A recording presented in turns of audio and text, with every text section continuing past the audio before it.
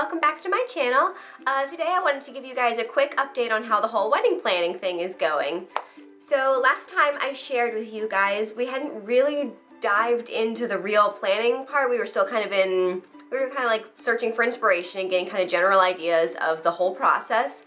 And in the last, I guess, month or two since I updated you guys, we have really kind of started to plan some things and get real concrete ideas for what we want and look into, like some vendors and venues and stuff. We've been mainly focusing on finding a venue first and foremost because we feel, and I'm sure lots of other brides feel, it's the most important thing to get booked because that will determine your date and you can't really do anything else until you have that.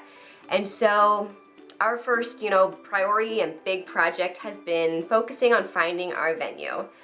And we have a pretty specific idea of what we want. It's not too specific. Like I think I shared in my last update, we want an outdoor ceremony and an indoor reception both at the same place. And I was kind of leaning more towards the kind of historic mansion side of things for a venue. And so we've kind of been looking into things that will, accommodate that general idea. We have narrowed it down to our kind of top 5 venues that we would love to hold the wedding at, and now it's kind of down to figuring out exact pricing for each and finding out what really would work and what won't work and touring the places. We haven't been to visit any venues yet. So we have our 5 venues. We have one that is like my dream venue, and it's like perfect in every way for me. Melissa and I both love it, and we would love to do it there. We're just waiting to see if we can bring in our own caterer to confirm that it would be an actual possibility. We have one that's kind of like more of it's an arboretum, so it's like a public, city-owned space, which would be very affordable, but we would have to pretty much bring in, I think, everything else. I think they provide a tent and maybe some chairs, but other than that, we'd be responsible for everything else. Then there's a country club that is like 99% likely out of our price range, but I wanted to check into it anyways just because it's gorgeous. We have one that's more of a, typical kind of event venue that's made, to host weddings.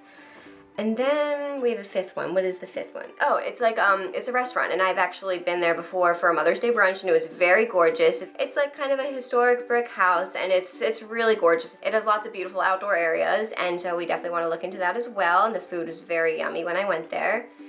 And I don't think I told you about the first one. So my top pick, it's a gorgeous manor, and it's down by the Eastern Shore, and so it will be on the water, which is also something Melissa would really like if we can make it work because she grew up sailing. And so, it has that going for it. It has all this gorgeous white railing all the way around the manor, and it's just, oh my god, it's beautiful. I would absolutely love to host the wedding there. We just have to make sure we can bring in our own caterer and then actually, tour the place to make sure, because we've only seen all these places online, so these are kind of just going off of that. But this is kind of our thoughts as of now. And so we've been sitting with this list for maybe a month now, and I've emailed a couple of the places and heard back and got all their like wedding packets with all their information and such, and I've been slowly going through that and, emailing them with some questions and, just kind of at like an initial stage of gathering information. And then hopefully within the next 2 to 3 weeks, we will start to nail down exactly which ones are real possibilities and then go set up tours with those venues. Melissa and I are actually going to Mexico the first week of May, and so we're hoping to have that process started by then. That is my goal. So if we're able to tour the venues before we go to Mexico, when we come back, we'd like to, kind of book one right as soon as possible very like I said before, we can't do anything else until we have a date and a place. So like I said in my last update, we both kind of wanted to do a spring, very early summer type wedding, and so I think we have a tentative date picked out. Clearly this is completely subject to change once we book the venue and see what dates they have available, but we are kind of slightly aiming for June 16th at this point, because we were thinking initially somewhere on May or June, and at the beginning of May, one of Melissa's friends is having their wedding, and so we didn't want to do it then, and then at the end of May is Melissa's birthday. And so we wanted it to kind of be at least a couple weeks in between that, because each year, we'll be celebrating her birthday and we'll be celebrating our anniversary, and we don't want those two too close together, so that each can kind of, have their time to celebrate. And so yeah, it's on a Friday, and I think we definitely want to aim to get married on a Friday because we want to get married on a weekend because we will be having a lot of out-of-town guests traveling in, and the weekends are just clearly more convenient for everyone who works during the week. And also Saturdays for a wedding is, I mean, it like doubles the price for a lot of things. And so we're hoping to lower some of the cost by sticking to a Friday. And yeah, I mean, we don't really want to do a Sunday because then everyone has to go to work the next day and that sucks. So yeah, tentatively Friday, June 16th, 2017 is our wedding date. But again, that's just kind of something we've pulled out of thin air. It could completely change once we book the venue. The other major thing I've kind of been focusing on and starting to plan is my wedding dress. And so if you remember from my last update, we went to a wedding expo in January. And I think I told you guys, like when you first walk in, there's like a couple of booths that just, I mean, straight up like attack you as soon as you walk in and pull you over to their booth and like basically don't let you get away until you make an appointment. And that was with David's bridal. And it was, I mean, it was a little overwhelming, but I made the appointment because I had literally just walked in. I had no idea what this expo was going to be about, and so I just kind of went along with it. And they say you get like a $50 coupon, I think, off your dress if you, go during the appointment and buy your dress. And so I had this appointment, and I wasn't really planning on going, but then I just decided to go. And so, I mean, I had the appointment set up, and I thought it would be kind of a good way to just dive into the whole process. I went into the appointment really having no real idea what I really wanted. I had a lot of pins on Pinterest of wedding dresses, but they were in a pretty varied style. I had some sheath dresses, I had some ball gown dresses, I had some A-line, I had mostly strapless dresses, but I did have a couple different, I guess, sleeve styles. And so I didn't know, what fabric I'd wanted. I had pretty much no idea what I wanted. And so I used that appointment as kind of a way to narrow down out of, all the dresses and dress styles that I thought were beautiful. I narrowed down what I actually wanted my wedding dress to be. Because there's a lot of dresses that, I think they're gorgeous and I love, but they aren't necessarily, they would never be the dress or the style for me. So yeah, so I went into the appointment with kind of that mindset to kind of just get a feel for what's out there, what I really do like and what looks good on me. So I went with my mom and my sister, and when we got there, it was pretty crowded because I think they did all of their, appointments from that wedding expo in this month, and so there was a bunch of other girls that had made their appointment at the expo there as well. And so it was pretty crowded, and a consultant wasn't readily available right away when we got there. I think it ended up taking like 30 minutes, maybe even 45. But that actually ended up being a really good thing because they let us kind of wander around. They have all the dresses, in like these gigantic bags hanging on the racks in all sorts of, aisles of just tons of wedding dresses. And so we were able to look around before we got started with the consultant and pull out the dresses, and kind of what I did was I took pictures of any dress that I really liked and, wanted to try on and on my phone, and then I also took a picture of the tag so I could actually identify it. And so we were able to actually literally look through pretty much every wedding dress they had there while we were waiting. And so once my consultant was, ready for my appointment, she came out, and I basically had already picked out the dresses that I wanted to try on. And I liked that a lot better than if we had just immediately gotten to meet with the consultant, because since I didn't have really any idea of what dress I was looking for, I wouldn't have known what to tell her to go pull out wedding dresses for me. I think it would have taken a lot longer, and it was just so much easier for me to go around and actually say, yes, I like this dress, yes, I don't like this dress, and kind of be able to look through all of them. And so I started with 5 dresses to try on initially, and they were all in pretty varying styles, and actually I'm glad I tried on each and every one of them because each one kind of taught me something about what I wanted out of a wedding dress. And so whether it be something that I really did want on my final dress or something that I really actually wasn't a fan of, even though I liked it previously on Pinterest. And so I tried on the original 5, and after that she brought me, I think, 2 or 3 more based on my feedback from each dress. And yeah, it was really nice. And by the end of the appointment, I had a much clearer idea of what I will end up looking for in my final wedding dress, and I thought that was really fun. The actual trying on of wedding dresses was again, I mean, a little intimidating. I feel like I'm gonna be saying that about every single process in the wedding planning process because it just is. It's all overwhelming. There's all just so much, and it's such a new thing to be doing. You know, you have nothing to kind of, no experience to pull on to make these decisions, and so it's just all brand new, and just there's so much of it. Yeah, so anyway, so trying on those dresses, I mean, I basically, what we found, a lot of the dresses that I tried on were like, because they usually only carry like 1 or 2 sizes of the dress in the store, and then you would, you know, order your size. And so a lot of the dresses I tried on were like size 14, and I'm normally a size 0, and so it was a little harder to get an idea of how the dress would end up looking, because that's a significant size difference, and so the dress in the correct size would be pretty different. But the way they make it work with, you know, you trying on dresses that aren't exactly your size is they have these, I mean, monster like clamps, and they basically just like staple you into these dresses, and oh my god, she did it so tight, I like couldn't breathe. That sucker was on.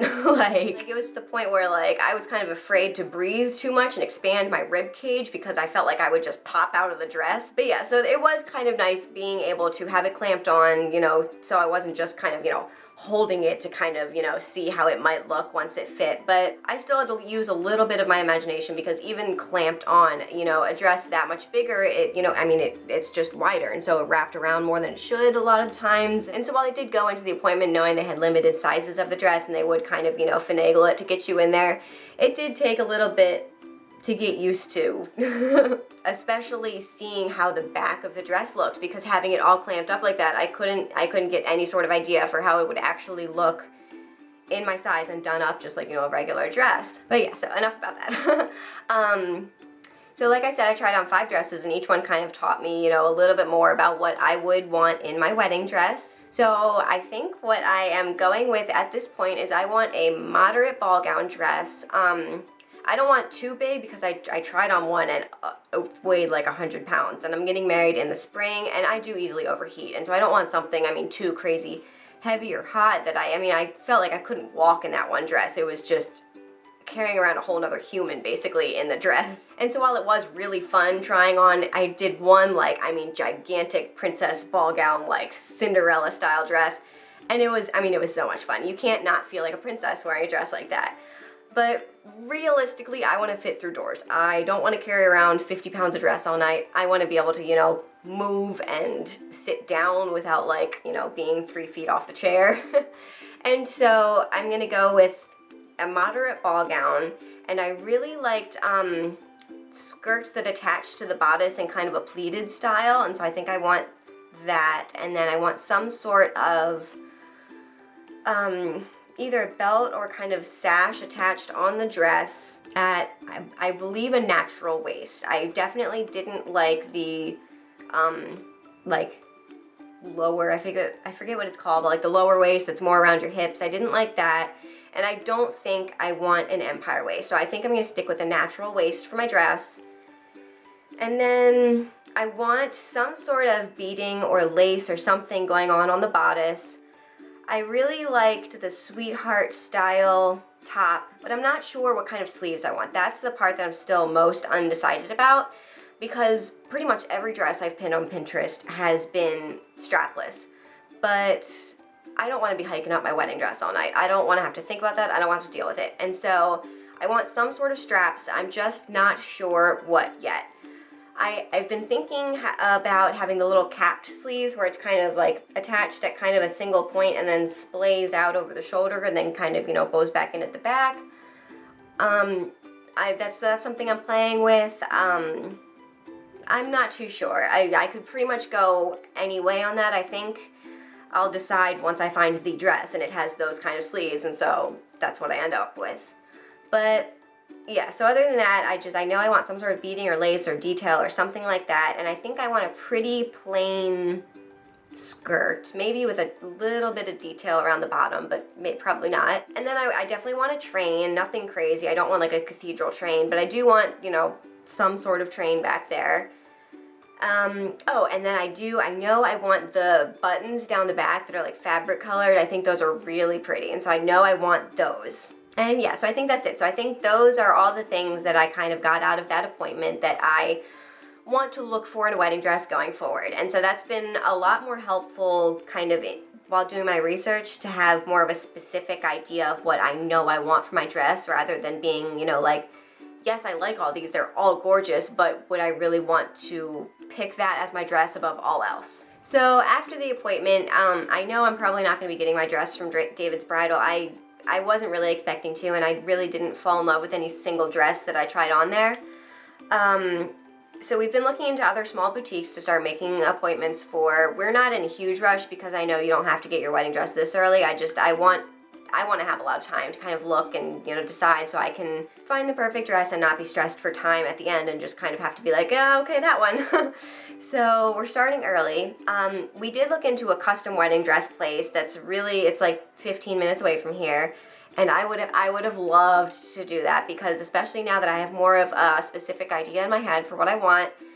But I called the place and their dresses start at like $4,000. And I'm like, I don't want to spend that much money on a dress that I'm literally going to wear once. As much as I would love, you know, to have the custom perfect dress, that just really isn't practical. And I can't ever see spending that much on a dress that I wear once. And so, yeah, so unfortunately I won't be able to do that. I thought it would have been so much fun, but oh well. So we're just basically picking out a bunch of different boutiques. My friend actually compiled a nice little list of a whole bunch of boutiques that are around us and within kind of like an hour's drive. And so I think at some point we're going to kind of head out and make appointments with all of those and check out all their dresses and see what we find. I have found a couple specific dresses that were on like the Knot app, and the way that works is you can, you scroll through all their, inspiration dresses, and they will actually tell you where you can buy that dress around you. And so I do have a couple of dresses that I want to go specifically check out at boutiques near me. And then I also know that I really like the designer Stella York. I just kind of realized that I was pinning a lot of her designs over and over again. And so she's someone that I definitely want to kind of look into. I think she's kind of around my price range with most of her dresses. So yes, that's pretty much where I'm at with the whole wedding dress thing. Another thing I wanted to talk to you guys about is our rings. And so I actually, if you watched, I believe it was one of my hauls, I kind of shared a little bit about, I was wearing my engagement ring on my right hand because, alright, so from the beginning. So I originally wore a promise ring for the last like 3 years, and that was a size 4. And so it was a little loose, and so I wanted to try and get a slightly smaller size with my engagement ring. So when we picked it out, we decided to go with a size 3 3/4. And so that's, the size it was when I got it. And that worked for like 3 or 4 months with no problem. It was a little hard to get over my knuckle, but for all intents and purposes, it fit. Until like, I want to say February. Yeah, late January, early February, I think. No, somewhere around February. My fingers started swelling up more, and so it was harder and harder to get on the ring. And then like the sides of my fingers started like getting kind of calloused, and so, clearly the ring was too small. And so we went back to the jeweler, and so he said to wear it on my right hand for a month so that the swelling in my left hand could go down, it could heal and kind of get back to normal, and then we would resize it. And we were thinking of just going up to a size 4 because that size worked for me for years. I clearly didn't have any problems with it. And so I did that. So I had to wear my engagement ring on my right hand for a month. I felt a little silly, but like, I don't know, that's, what we had to do. And so then about 2 weeks ago now, I think it was about a week or 2 after my birthday. So we took it back and we sent it off to get resized. And I also decided to get, you probably won't be able to see it, but I got the side of my ring like shaved down. I hope you guys can see this, but you see how it's like flat there? On this side, it's not. It still has kind of the ridges going all the way up in the setting, and this side, it's like flat. I hope that's focusing. I don't know, but I hope you can see it. So the reason we did that was so that any wedding band I get will sit flush with the ring, because the way this ring is, it kind of goes out to, the halo, and I didn't want the wedding band to kind of be pushed away from the ring. I wanted them to sit flush together. And so with this little kind of, and he just filed it down, it's still polished, but like, it has a little indent now so that the wedding band can sit right up against the ring. So we got that done while I was getting resized, and I also got an appraisal done because you should always get your wedding rings insured. And so we got an appraisal while it was, off doing other things, and so now we can start finding insurance for our rings. Again, always so important. You won't ever be able to replace the sentimental value of a ring, but at least you'll be able to, feel secure that the financial investment will be protected. And what our jeweler told us, and what I've also read online, is it's only $10 a year per $1,000 of the ring value.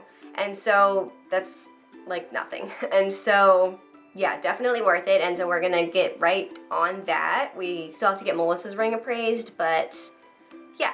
And so I think you can like add it on as a rider to your home or renter's insurance. And so that's probably what we'll end up doing, just because that's the easiest. But yeah, so that's, again, something that I would never have known any information about. I had to do a little bit of research. So yeah, so for anyone else kind of curious about how that whole process works, that's what I've found out, and I hope that helps you. Other than that, Melissa and I actually have been back a couple of times to our original jeweler to look at wedding bands. And we both think that we are pretty set and finalized on what we will end up with. Melissa has chosen to go with a pipe cut yellow gold 2 or 3 millimeter. I can't quite remember. I think she went with 3 millimeters. And then a brushed finish for her wedding ring. And then mine, I'm gonna go with white gold. I believe either 1.5 or 2 millimeters. They don't sell anything lower than 2 millimeters at our store, but they said that they can file the ring down to a 1.5, because anyway, so I want a plain white gold, just wedding band, just kind of the traditional, basic, no diamonds, nothing, just white gold. And so they don't sell anything that's thinner than 2 millimeters, because I want a really delicate kind of thin band. I don't want anything too clunky or big. But they said that they can kind of file down a 2 millimeter to get it to 1.5. So if anyone else is kind of interested and they're in a similar situation, ask if your jeweler can file down a ring to you to get it to the width that you want, because apparently that's a possibility. And yeah, so that's what I'm gonna get. And yeah, and so I think we have also talked about the possibility of getting something engraved on the inside of our wedding bands. I might have to do it on the inside of my engagement ring, depending on how thin my wedding band ends up being. But we've talked about what we want engraved in them, and so I think we've made a decision on that. I'm not going to share that because I think that's kind of personal for us to be something special that just we know is there. But yeah, so we've been talking about that and making decisions about what we want. And yeah, so that's another decision that's kind of been, finalized, and we're both pretty set that we're going to stay with our decisions on that. We might make a few, final decisions. Like I said, I'm not sure if I want 1.5 or 2 millimeter, but we'll decide once we buy the rings, and we're not going to bother buying them until closer to the wedding, because there's no need to buy it and have it, sit in a jewelry box for a year. Okay, what's next? Okay, so wedding registries. That's another thing we've started working on. And so the way we're kind of organizing our registry is we have an account with the Knot, and so the Knot offers a wedding website and wedding registry kind of deal. And so while we're not using our wedding website through the Knot as our main wedding website, we're hosting it on labelmemerrit.com, and I'll leave the link for that in the description box if you're interested. I also talked a little bit more about that in the last wedding update, but we are planning on hosting our overall registry with the Knot. And so the way that works is you register with individual stores and then kind of link them to your registry with the Knot. And so all the stores that we were originally planning on registering for are supported by the Knot registry system. And so basically whenever you sign up for a new registry that's supported by the Knot, it will automatically populate on your Knot registry page. And so I, will end up linking to that from our actual wedding website so that guests can easily find that, but it's not, a bunch of different registries spread out all over the internet. It's kind of one central location instead of having to go to crateandbarrel.com and, potterybarn.com and williamsonoma.com. It's literally, you can see the entire registry on one site. So I thought that was really nice, really convenient. And if you register through the Knot, you have the option of setting up kind of like a charity-supported registry. And so I forget what the percent is, but I believe it's something like 10%. I could be wrong. but for, you know, say it's 10%. For every 10% of gifts bought through your registry, the knot will donate to the charity of your choice. And so Melissa and I believe we chose the Humane Society of America. And so for, you know, every gift that's bought through our registry, the knot will donate to, you know, help animals in need, which I think is so amazing. And that's so good to know that our registry will be doing, you know, something good. And yeah, so I didn't know that, like, when we set up the knot, when we set up our knot registry, but I'm so happy I stumbled across it. I think that's such an amazing feature, and I'm really happy to have that set up. As far as where we're registering, I think we have 8 kind of set up and connected at this point. Let's see, we have Amazon, Crate & Barrel, Pottery Barn, Williams-Sonoma, Macy's, Sur La Table, Anthropology, and the Container Store. I got them all. We don't have that much kind of added in yet. We just have the registries set up. We did go to a sip and scan at Crate & Barrel, which was a ton of fun, and if you're engaged, I highly recommend doing, because if you go to one of their events, first of all, you get a free stemless wine glass set and a free gift kind of wine bag, little embroidered wine bag, says congrats on it, and which I thought that was so awesome. I mean, there's no other store that I've come across that offers that, and I mean, why not? And so we went there and we have registered for a couple things. We registered for a bunch of wine glasses, I think some table settings, and just some stuff for the kitchen from Crate & Barrel. And then we do have our flatware picked out, and I believe we're going with the Pottery Barn. I think it's called the Luna. I could be wrong. I'll link it in the description box, but that, for some reason, our flatware has been like high priority. And so that was like one of the first things we like picked out, like what we want it to be. Don't ask me why, I don't know. I think we came across a Kate Spade flatware set in Macy's that we did fall in love with, but it was like $70 a place setting, and so that's just, who needs, you know, $70 Kate Spade utensils? While it would be awesome, we don't need them. So, but we did fall in love with the style, and so we were looking for something kind of similar, and the Pottery Barn Luna ones were very similar, and so we have like 95% settled on those. But other than that, we're still trying to decide our, like, you know, actual plates and stuff. I think we've finalized our wine glass settings. I'll have our registry, you know, I'll have our registry linked in the description box. So if you're kind of curious about anything that we've picked out so far, you can kind of see what we've been registering for. Our registry will be a little different since we've been living together for 5 years now, basically. And so we have a bunch of stuff for the house. We're not starting from scratch. But a lot of the stuff, we have like IKEA plates, and so we do want to upgrade IKEA plates. Our flatware is from Target, and so like we just kind of do want to upgrade to more, you know, adulty things. But I don't know, if you're curious, I'll link it in the description box, and so you can kind of see what we're registering for if you need ideas, or I don't know, if you're curious. Yeah, so I think that's pretty much it for our registry, and I think that might be it for this video. I don't think I have anything else to share with you guys. That's pretty much all that we've been up to in the last couple months as far as wedding planning goes. I feel like I've kind of gone through like bouts of like intense wedding planning. Like I'll have a week where like that's all I want to do, and I'm like really into it, and I'll get all sorts of stuff done, and then I'll have like, you know, 2 weeks or something where it's like I completely forget that I'm even planning a wedding.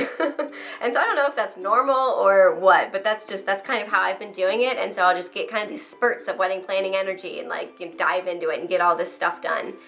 But yeah, I don't know. Let me know if you've planned a wedding before. Did you kind of do it, you know, all consistently, and, you know, or did you have, you know, crazy wedding planning bouts like me? Also, let me know if you have any questions that you want me to answer in future updates. I'd love to hear what you guys want to know about my wedding planning process and kind of get more information about. And so leave any questions you have in the comments below, and I'll definitely answer them in future updates. Be sure to like and subscribe and all that jazz if you're interested. And yeah, I think that's it. I'll talk to you guys next time. Bye.